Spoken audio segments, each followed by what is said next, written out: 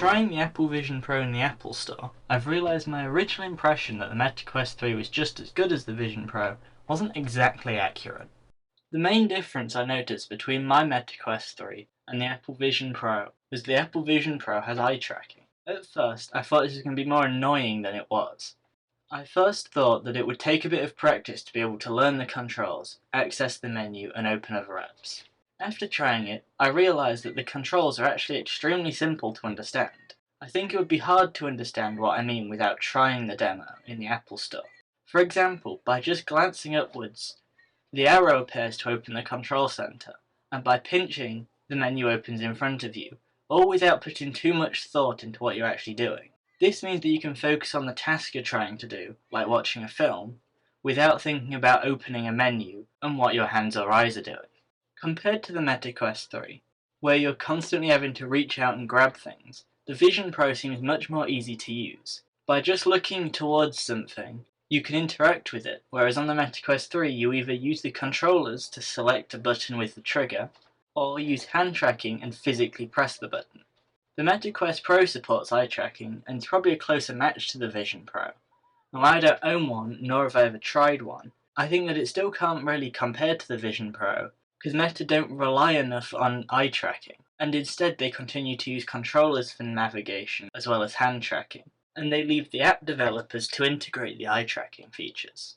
In V67, released to the Meta Quest 3, Meta Quest Pro and Meta Quest 2, an option was added under experimental settings to allow you to use a new window layout, and this kind of looks like the menu used on the Apple Vision Pro, and allows you to interact with multiple 2D apps at once.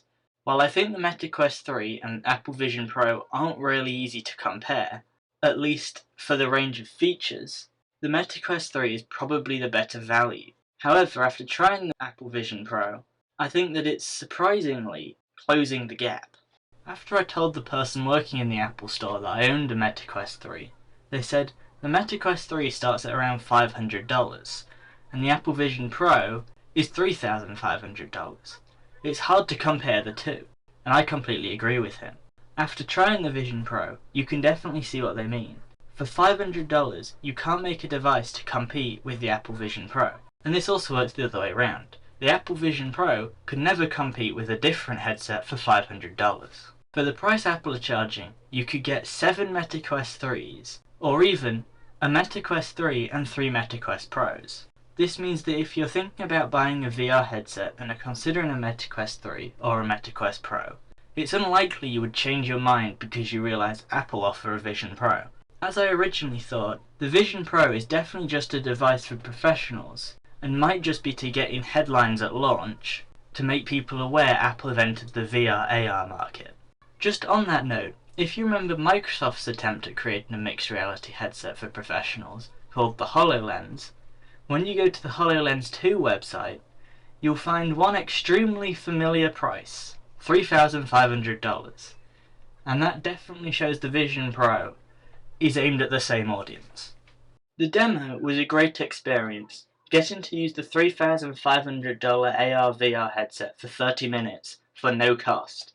To sign up to the demo, I went to the Apple Store and scanned the app clip displayed on the iPads in front of the Vision Pro display. That opened a page from the Apple Store app on my iPhone. I selected a time slot, completed a face scan, and just waited for my time. It was much easier than I expected. At my time slot, the Apple employee walked up to the table I was waiting at and placed down the Apple Vision Pro.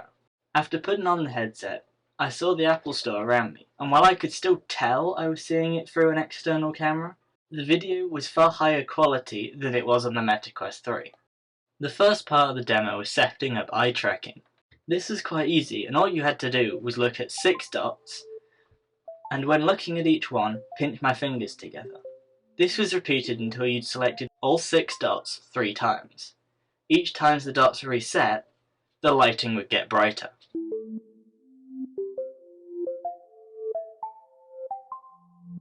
The demo then started to focus on the Photos app. When looking at a panorama, the image wrapped around you. This made it feel surprisingly realistic because it's so close to you. When we moved to spatial video, I was expecting something like the Meta Quest spatial videos. However, I don't know if it was the image quality or the effect around the edge of the photo, but somehow the Vision Pro made them look more 3D than they do on the Meta Quest 3. This was the same for spatial videos. Next, the demo focused on Apple TV. When watching the Apple Immersive Video demo, I felt more involved with the film by having to look around and see where the action was. Apple Immersive Video is a 180-degree 3D film, which feels very realistic. One scene from the video I particularly remember is when you're watching a basketball game, the ball bounces towards the camera. This is a great example of how the video seems to be so real, because I actually tried to move away from the camera to avoid the ball hitting me, even though I'm aware that it's not real. After the demo, I then had 5 minutes to do anything else I wanted in the headset. In that time, I opened the DJ app to see what the audio sounded like, and it was pretty good. Then I played a game specifically made for the demo, to show eye tracking, and finally, I watched part of the Dino Experience video. While I did all this, I realised two things. First, the tracking of any screens on the Vision Pro is amazing. As I expected, all the screens I opened stayed exactly where they were for the entire demo.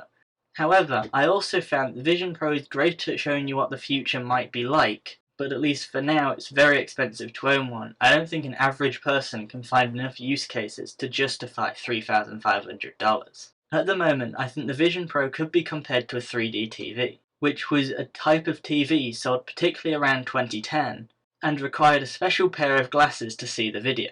Doesn't that sound familiar? It's definitely worth trying out the demo next time you're near the Apple Store.